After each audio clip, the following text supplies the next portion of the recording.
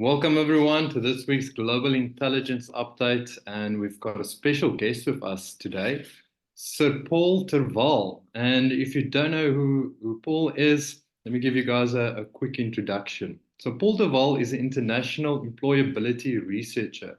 He calls himself the Global Engagement Explorer. He has been working as a speaker, consultant, and trainer for managers, HR directors, and employees for more than 25 years.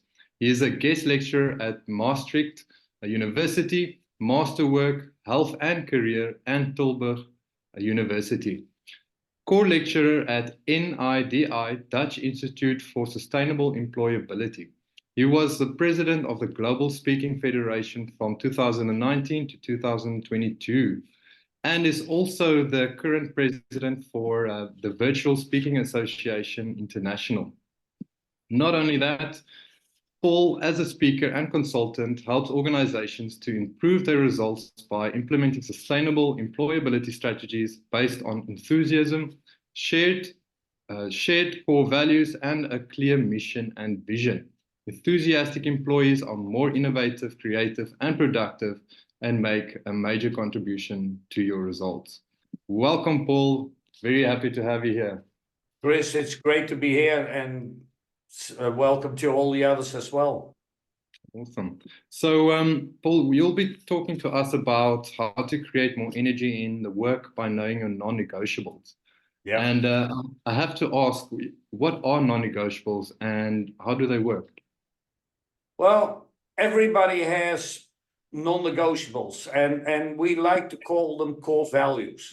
Because that's more in our minds. It's those values that you know by heart and by your gut feeling that they are very important to you and to your life and to your family. And I think it was about 15, 16 years ago that I met an American speaker called Sam Silverstein, and he said it's a non-negotiable.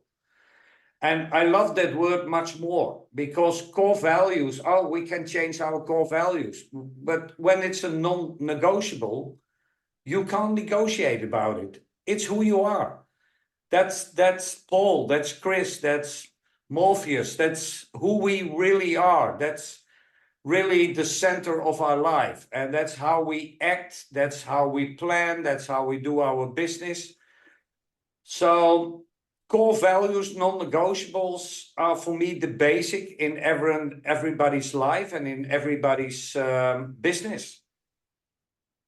Well, yeah, as everyone here knows, Circle of Excellence, Mike and Lundy also very strongly agree on that. Your core values is very important and your non-negotiable. So yeah. I think we really love this topic that we're going to talk about today. Then I also want to ask, how do you differentiate between personal and professional non-negotiables? Well, if you are self-employed as I am, then it's the same, because I can't change myself as an independent worker in what I do in business and what I do in private life. But if you work for a company like Shell, they will have their non-negotiables. And if you want to work there, you need to adjust to their core values or leave. So I'm always surprised that people go to work somewhere because they love the job, but they have no clue what the core values are of that organization. So you can only work in an organization if there is alignment between their non-negotiables and your core values. And if they are conflicting, there will be a conflict somewhere during the line. And that's what we see. People call in sick, but people have burnout, people have the biggest conflicts in their work. And when I look into it with psychologists and that kind of people that support me, I see it's most of the time a conflict between core values. And we should start every onboarding program with, hey, this is us. These are our core values. What are yours? And do you fit in? And if you don't fit in, try to find another job. And it sounds easy, because sometimes you need the money. And I'm totally aware of it, that sometimes you say, yeah, let's do it. And you'll walk in an organization. But be aware that sometimes it can hurt you. Mentally, physically, it can hurt your team, it can hurt the organization. So I love it, especially in Europe and America, that we have so many people wanted to work, that the employees can choose where they want to work. It's much more easy than 10 years ago. Then you were happy that you had a job. And I'm not harsh on those people. I can imagine what happens. Sometimes you need the money, sometimes you need the job. It's around the corner, you do it. But accept that it can hurt your core values. That's what you accept. I see Ian just left a comment. He said, yes, I love it. My organization values are also my values. That's awesome. Yeah. To touch on that, if you guys have any questions you'd like to ask Paul, please drop it in the chat, and then we'll get to it as soon as we can. Yeah. Awesome. And then, Paul, you also mentioned that negotiables change. So can negotiables change? And then how can you identify these shifts?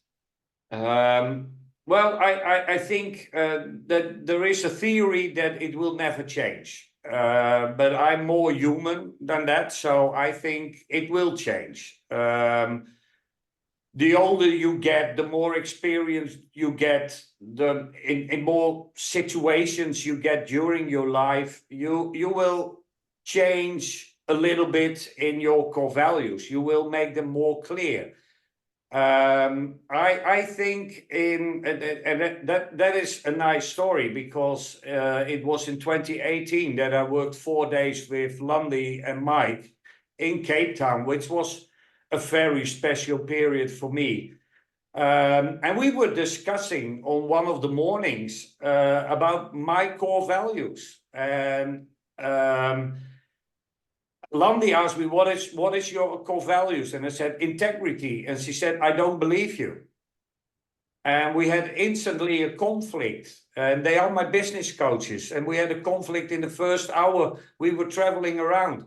And she said, I don't believe you, because when we see you work and we work with you, we see that you want to have all the information before you make a decision. So I changed integrity and transparency leading into integrity. And so you can find better words, better sentences, better lines that express your feelings much better than it did before. So yeah, of course they might change. And of course the core values of organizations might change. But I worked with companies that on a Friday afternoon, when they had a retreat somewhere, they said, oh, these are the new core values of our organization. And from Monday on, it will be on the intranet and the whole world will change. No.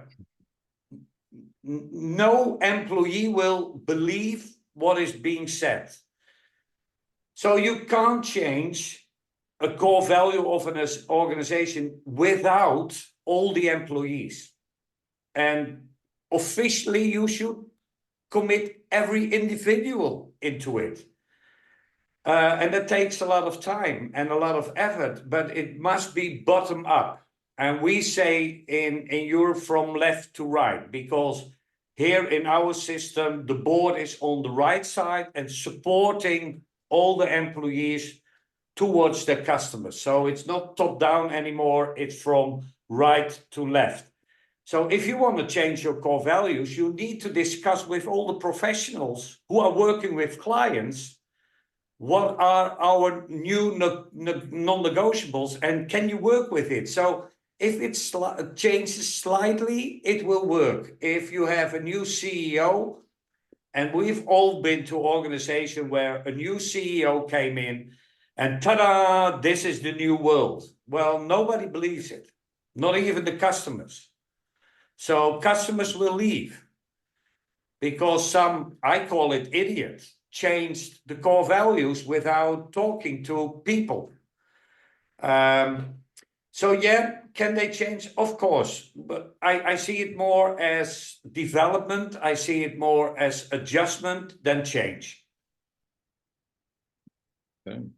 And then you also mentioned now customers and employees. So why are these core values important for people and their businesses? If you want to sell anything, people need to know who you are. If I want to buy something or I want to work for an organization, I go to the website and I check where are your core values. And check it out on your own website and those of your customers. It's mostly somewhere hidden under the top called About Us. And then you see mission, vision, and core values. And then the picture of the CEO and the C-suite. It should be on the main page. If I go to your website, I need to see who you are and what you stand for. Because I go to your website because I know your product.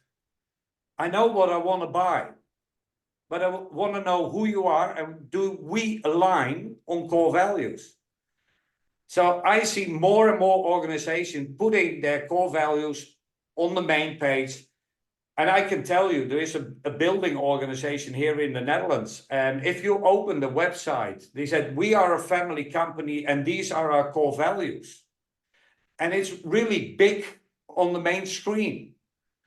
They have more people who want to work with them than all the other organizations in that area.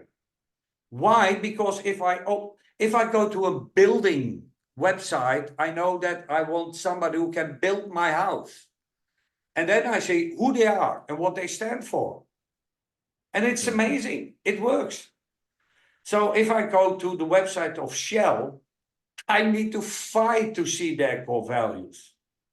Well, it should be wise if companies like Shell and Exxon and that kind of companies would finally get up and make clear what they stand for. Are they there to pollute the world and to kill us all? Or are they there to protect us? What is your choice? Because if you know your core values, you can make your choice. My slogan is make your choice. But you can only make a choice if you know who you are and what you stand for. So for me, it's so normal to talk about core values, but everywhere you go, a lot of people have no clue. Of course, they feel what their core values are. Of course, they know it because we're all adults. We know what we want to achieve in our lives. But to put it on your website, to make it clear, that's quite hard. Because then people can hold you accountable for it. And say, hey, this is what you said on your website. I see totally different behavior. Hey, come on, guy, what's it? Yeah, I see core values really help in decision making. Yeah, it's if you need to make a choice and you know what you stand for, it's much more easier to see all the different alternatives to say, oh, this one fits me right. So it helps you in your life. I even talked to a lady who helps people who have a problem in their relationship. And she started a discussion. People are married for 20, 25, 30 years. And then she starts the discussion. What are your core values?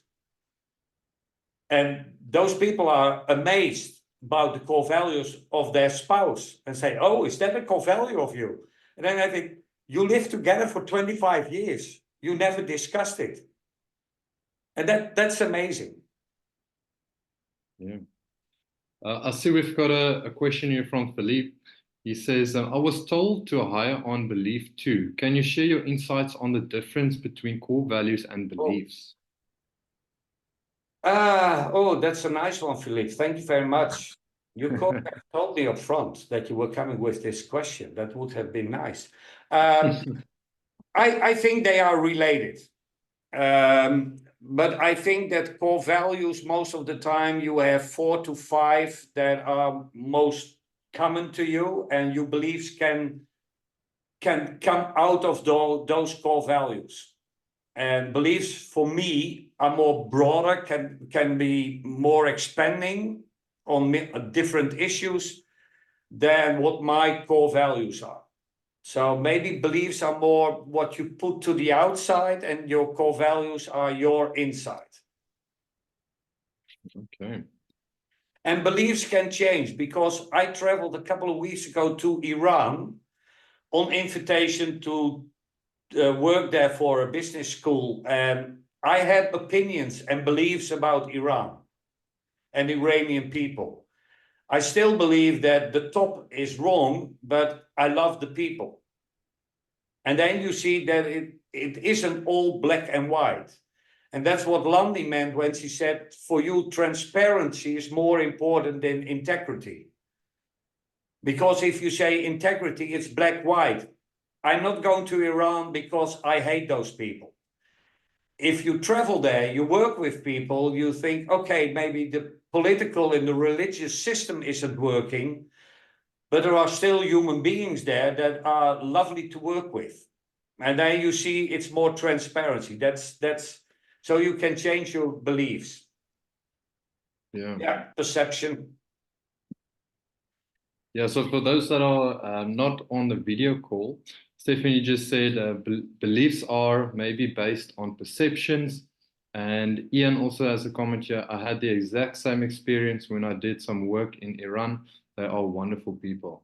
And that's always the case, because we can say Iran, but you can say Israel, you can say the United States of America, you can say South Africa, you can say the Netherlands.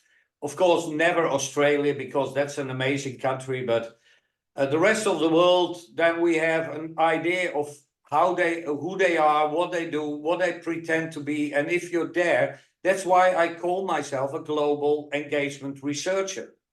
I'm not an expert. I see too many speakers and consultants say, I'm a thought leader, I'm the expert. No, you're not. You know maybe 5% of what's to know. That's why I love to call myself researcher and explorer, because I don't know it all. And maybe that's because I'm 65 that you find out that you know less than you ever thought. But let's have more open-minded ideas that we want to explore. I can say, Chris, I don't like your core values, but I never explore them. So how can I have an opinion about you? How can I have a belief? So we need to explore first before we can make any statement. And with social media, we jump into conclusions and opinions, and I'm no longer on Twitter and that kind of stuff. Yeah. So Paul, let's say you've now sat down with your coach or whatever the case may be, and you figured out your core values, your actual core values. What will be the result of knowing them? Well, first of all, it's tiring to get to know them.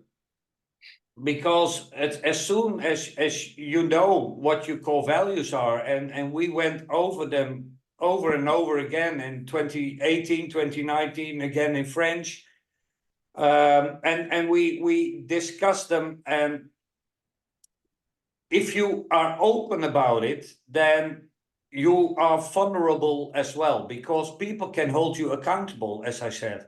People can say, hey, this is what you say, but do you really walk your talk? Do you really make that walk? And that makes it more exciting.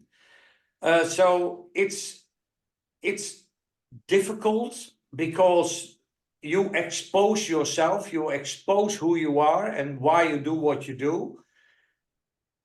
On the other hand, I think it's more easier, because you can say, hey, this is my non-negotiable.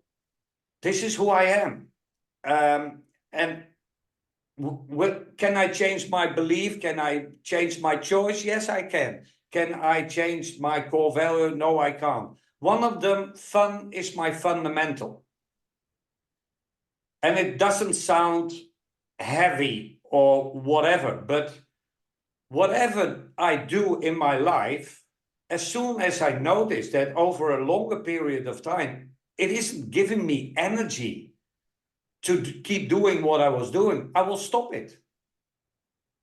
Because I believe in the job demand resources model, which is made by Dutch psychologists, and it's used all over the world. It's about creating more energy than what you're doing is costing you energy. So you want to create more energy from your work, from your private life, to stay alive, to keep on going. And if I do stuff that is costing me a lot of energy, and I'm tired when I drive home and I thought, oh man, this was terrible again.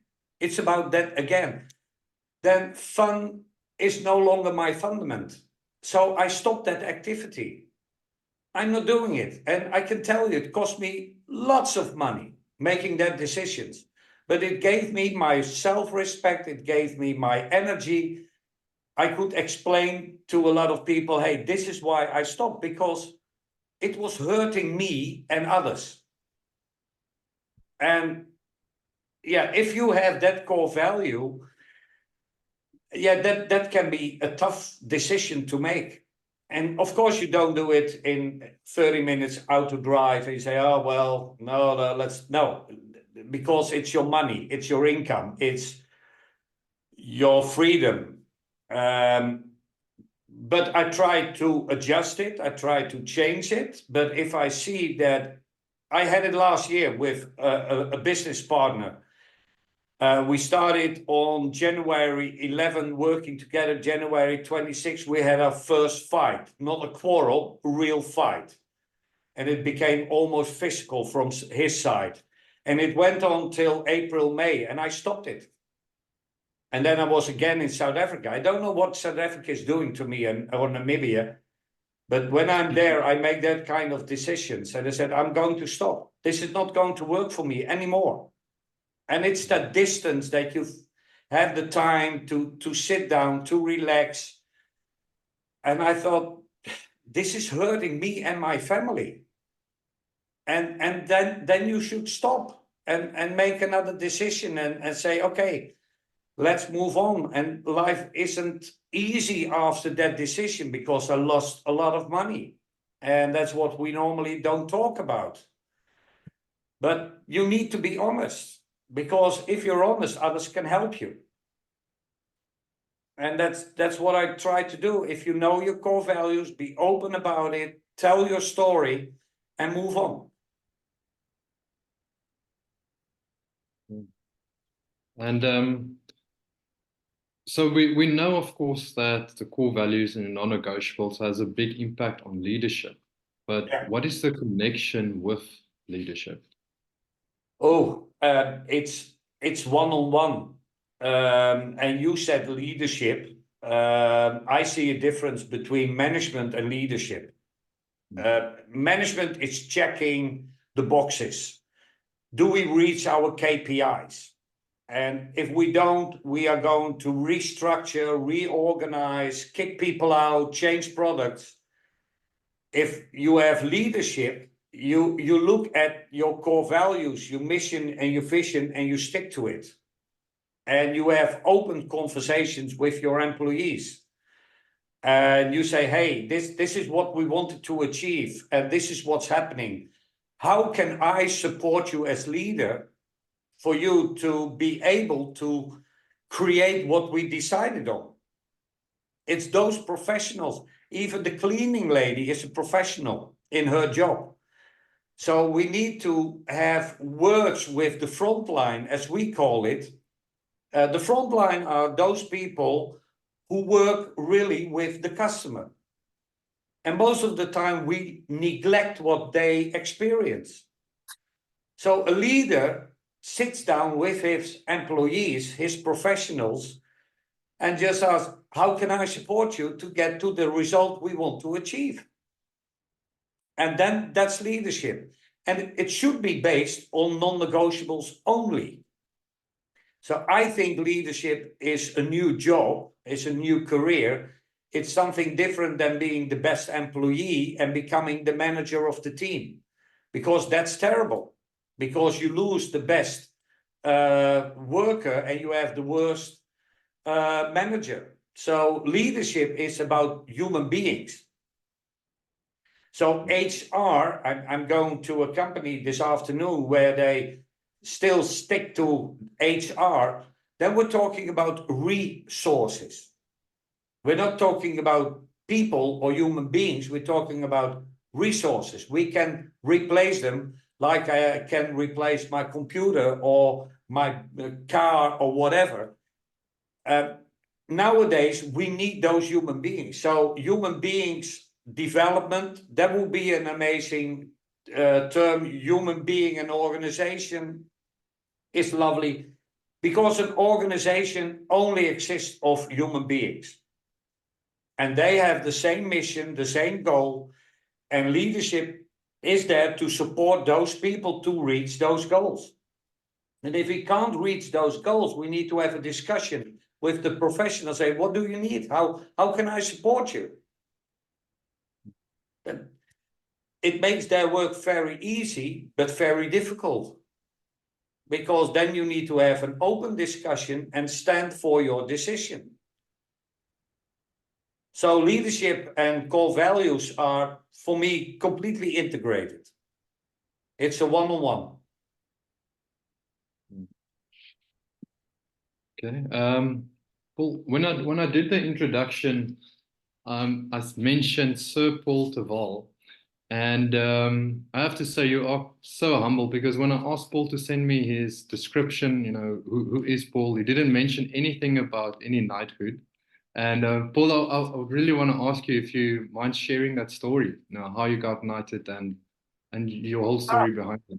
I must say it's because I have international friends who started working on it.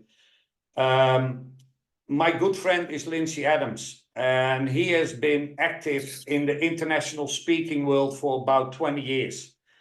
Founder of PSA Australia, president in 2010, 2011, when I for the first time met him in the beach of Amsterdam, as we call it. He was already the world president, and he inspired me to work internationally with speakers, because I all want us to become better professionals, whether you're consultant, trainer, coach. We are professionals, and we need to know who we are and what we stand for and what we want to achieve. So Lindsay was knighted as knight in the Australian Order of Merit, which is the highest you can get from the Queen, now the King of the United Kingdom. And he got it, and then he sent a message to my good friend Froa here in the Netherlands and said, well, do you have an equivalent in the Netherlands? I said, yeah, we do. And then it took 3 years, partly because of Corona, but they started it. And last year on April 26th, so almost a year ago, I was knighthood. I got my knighthood, and normally you are a member in the Order of Orange Nassau, but if you do international work, you become a knight or an officer. And so yeah, officially I'm Sir Paul, but we are Dutch and we don't like to use that kind of stuff in front of your name. So, but it's an international recognition that I got, because I know people from South Africa had to fill in forms for me, Australia, the US, Canada. So yeah, it's humbling when you are there. And then it was broadcasted all over the world by Exteen de Waal, South African. And he said, well, we'll have live streaming. So our mayor of the city had to speak in English, which he's not used to do. But it was an international audience. So for me, that felt amazing. That was so humbling that you get that kind of stuff. Wow, that's very inspirational, very cool. So if there's any other questions that you guys would like to ask, please pop them in the chat, or you can just unmute yourself and we can chat with Paul. Paul, is there anything that I missed that you'd like to add in? Well, what I would like to do is as well, because you can use it to your clients as well, because is there any outcome if we have more engaged employees? So if we know our core values, and I published a book, it's still in Dutch, but I found 16 items on which the results in an organization will be better. And Mike and Nandi helped me to create the top 7, and we call it the 7 keys of talent management engagement. And if you like to have them, I will send it to you. Because when we are working on engagement and core values, what we see is that the outcome is much better for clients, and for the team, and for the individuals, and for the organization. So profit goes up.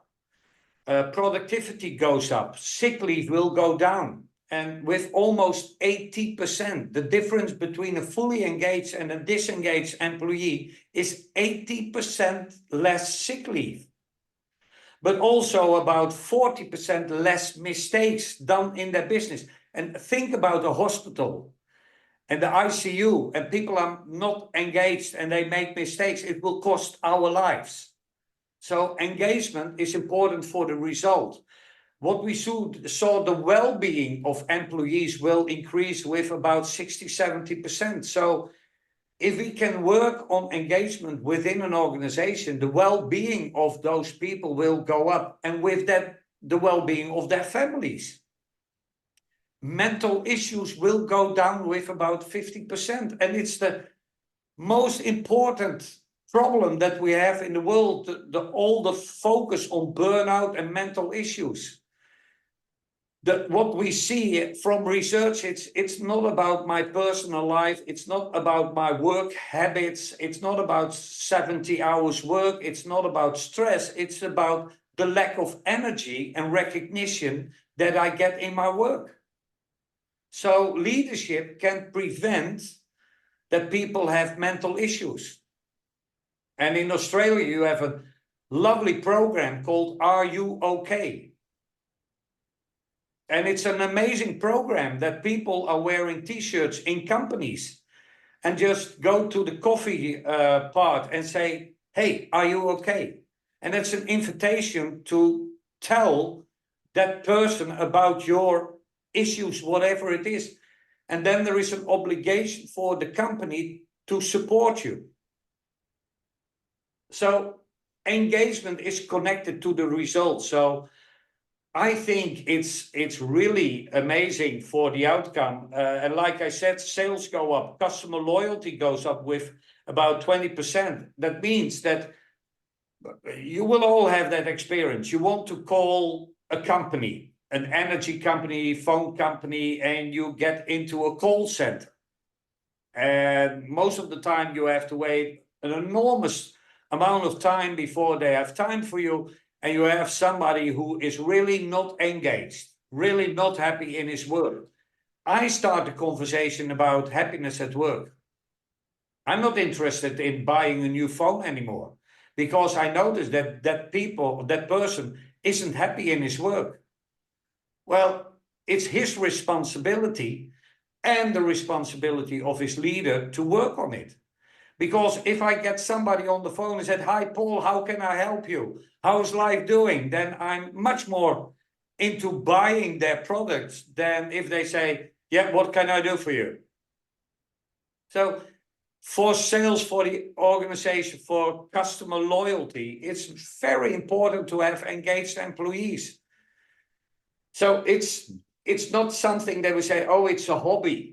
Paul has a hobby and it's called engagement. No, it's there for the well-being of the organization, of the group of people that work there. And I have a beautiful slide made by Landy in 2018 already, and I still use it. And it's the 7 keys of talent management engagement. And we call it the ROI, and we call it ripple of impact. It's now not about the return on investment. We know by research by Oxford and Harvard that if you put $1 into engagement, $4 will come out. But the ripple of impact is much more important. If I invest in human beings, their lives will be much better. So it's not only the person, the team, the company, but also the customers and the earth. So it's much more important to work on it. Do I sound like Dumbledore, Morpheus? He called me Dumbledore in 2020. Yep. You do have that wisdom. Thank you very much. Paul, we've got a question here from Philippe. He asks, is it an act of leadership to broadcast your non-negotiable values to the world? Absolutely.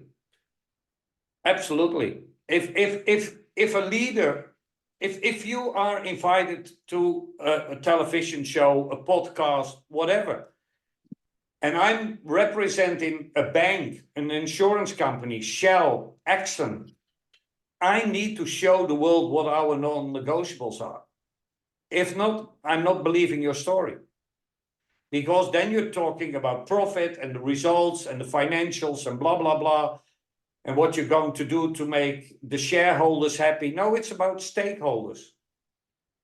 And we are stakeholders. So I want to know who you are, what you stand for, what you want to achieve.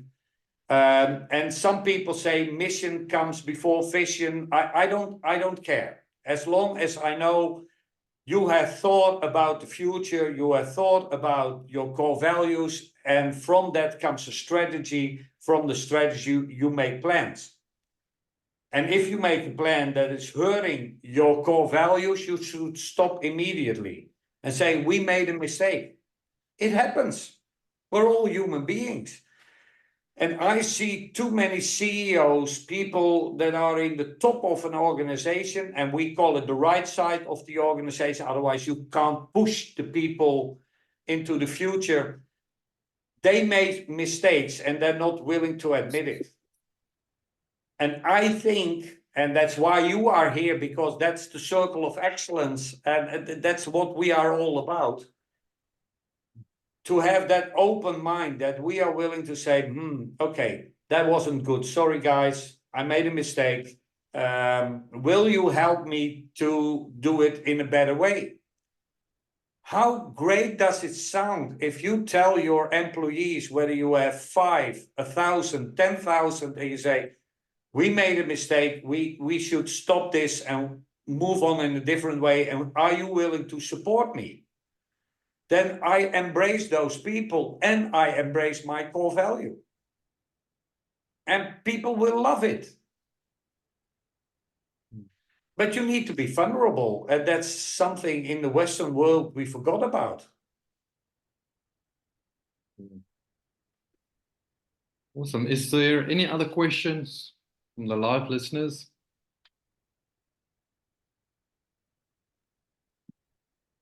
There was something about Sam asking for the 7 Ps. The 7 keys. Keys, yeah. I see. Yeah. 7 PS. I don't know. Yeah. Well, I will send him this slide to Chris, and he can send it on. And I have an article about it where I explain it in relation to core values. And the funny thing is that we always think that return on investment is only in money. And the last 4 or 5 years, because when I started this in 2018, there wasn't any research. There was not that many research on engagement, and Gallup is doing it. And if you want to know more for free, go to the Gallup website and just download everything they have, because it's really amazing what they give away for free. If you see what's happening with engagement is going down worldwide, and fully disengagement is going up. And if you want to be successful, you need to have 1.5 times more people engaged than disengaged. Well, in Europe, we have an average of 13%, 13% engaged employees. and 18% fully disengaged employees. That means that we have more people being behind the car than in front of the car. So we're not moving in the right direction anymore because we're stuck. If you go to the US and you go to Costa Rica and you go to Vietnam, engagement is about 35%, but the disengagement is 25%. Still, there is more engaged people than fully disengaged people. And I think we need to be aware of that situation. So we need to work on the front. 10 years ago, I had a carriage drawn, people in front, people behind, and people on the car. That are the satisfied people. And those are the people that say, I go to work in time, I leave in time, get my money in time, I'm quite happy. Those are the people that we need to make engaged and get in front of the car. And that's the easy part to do. Don't focus on the fully disengaged people. They have different core values. They don't fit in. Don't make them ill or fire them, but help them on a new career and say, you don't fit in here. Let's find a new job for you, because then they still are ambassadors of your company. But focus on those people that are in the front seat. And if I talk to psychologists, positive psychologists, they know it, they believe it, they don't do it. You see, psychologists are always busy on curation of people that have mental issues.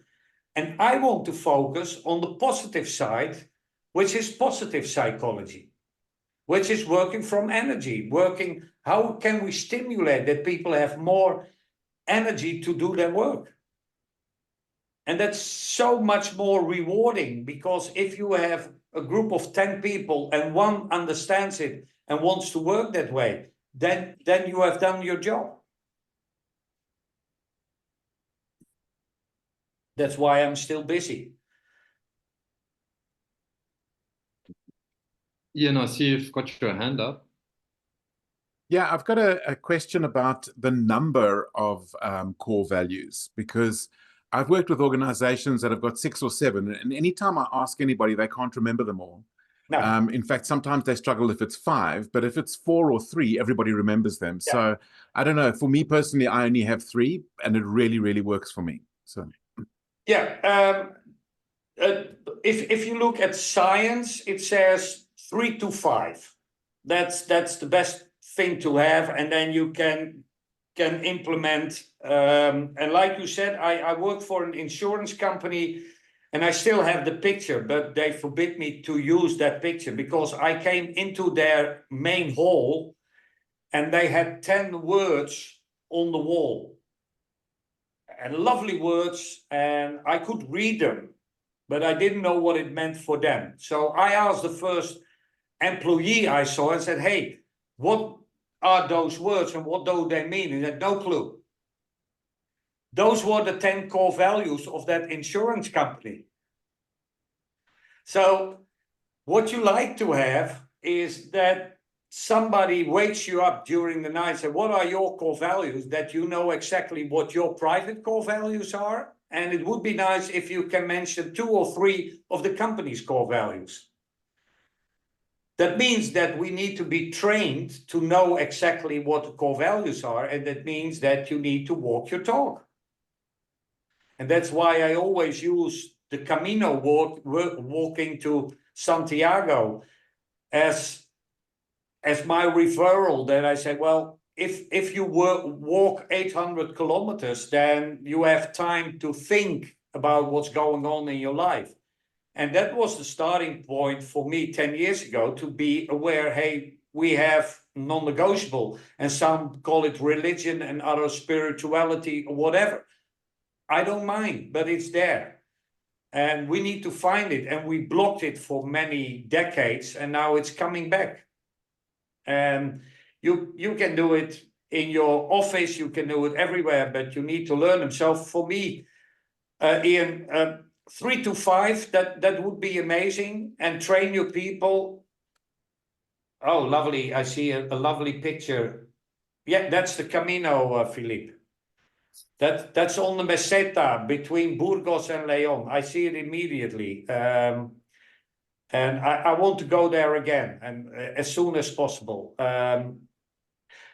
If you take the time to reflect on who you are and what you want to achieve, that's not soft. I think it's a strength.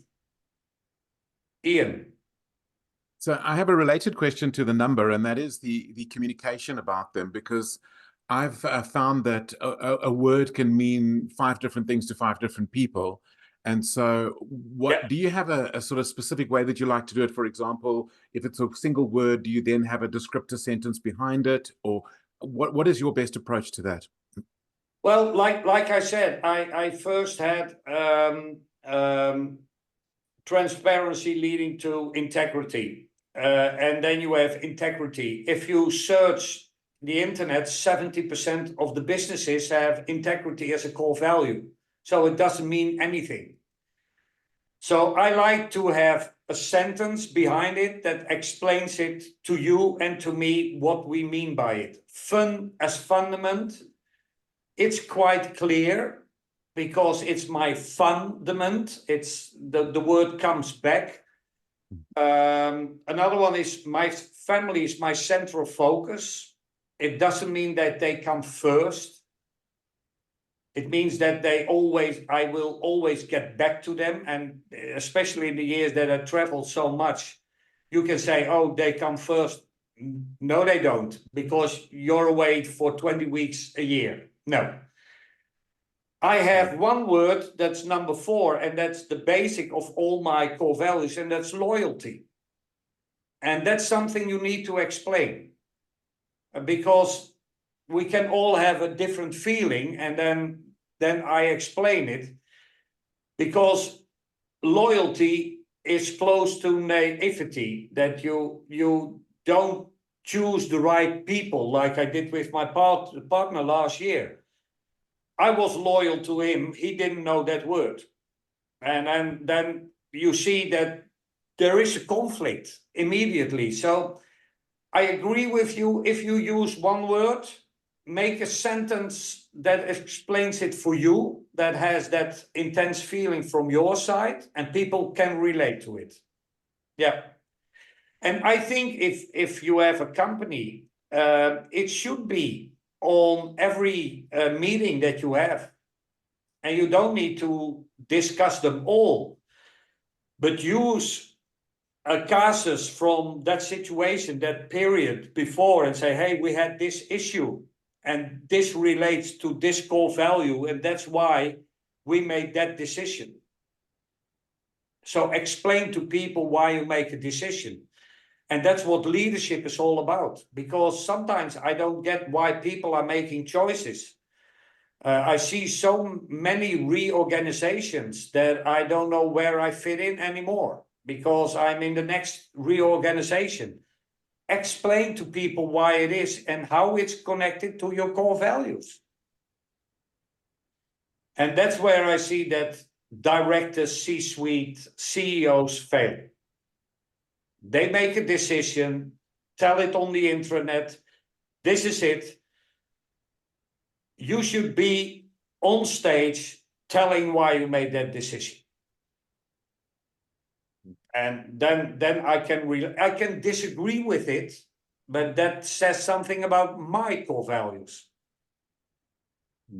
So the organization can say, this is the best for us. And it can mean that you say, but that's not good for me. Well, then it's time to move. And I think most of us made that decision once in our lifetime, that we said, I want to be independent. I want to be a professional, and I want to be a solo worker, because we didn't like to fit in anymore. That's a problem with us. Yeah, no, very well explained. Thank you so much. And thank you, Ian. Great questions. Philippe says, thank you, Paul. Great session today. It's an amazing definition of leadership. And Heather also responded and said, love the session. Thank you so much. So important to make the connection between personal and business core values. So your work is the vehicle to express your core values. Yeah, I think that's totally true, Heather. It's the way you tell your story. And you have the white wolf, I think, behind you. I have the white lion. And that's Neptune, and he is in the lion sanctuary close to Cape Town. And we visited there in 2018, and then 2019 we did a session in France. And Mike did some reflection exercise, and we were thinking and needed to think, and he was telling a story for going down into a cave. And Landy asked me, were you alone? And I said, no, I wasn't alone. And she said, who was next to you? I said, the white lion, Neptune. And since then, it's my totem. And if you have that kind of feelings, then you know that it's connected to you, to your core value, and you need to work from that feeling. And I'm afraid that 60–70% of the people in the world have no connection with their core values. And that scares me a little bit, because then you can't connect with who you are. So I think that what we did in the last 50, 60 years or 100 years got us away from our core values into something that was money driven and no longer emotion or core value driven. See, Heather's got a hand up. Paul, I don't know if you've read this book by Linda Tucker. I've shared the link in the chat, and she's written a book called Lion-Hearted Leadership: The 13 Laws. And she works at the white. She does amazing conservation around white lions, and I see it. really beautiful. I will look for the book. The point is, it's always that if you are more aware of your core values, you go into the deeper layer. And if you see the picture of Philippe, it's one of those areas in walking the Camino that you have to walk for 27 kilometers in the heat or in the cold, because it's either 30 degrees or 5. There is nothing, just that road. And if you want to be confronted with yourself after already being on track for 10 days, make that day, because you have to walk 27 kilometers before you will get the first spot where you can sit and drink. It's reflection time. And that's the most beautiful part. So, and you can do it in any way you want to do it, but it's different. Awesome. Oh, thank you, Paul, for being here with us today and sharing all that knowledge and insight. I think we really took quite a lot out of that. And thank you very much. Oh, it's a pleasure. Thank you to everyone that's here live, and to those that are listening offline or watching offline. We'll see you guys again next week with another great session. Thanks again, Paul, and bye, everyone. Bye-bye.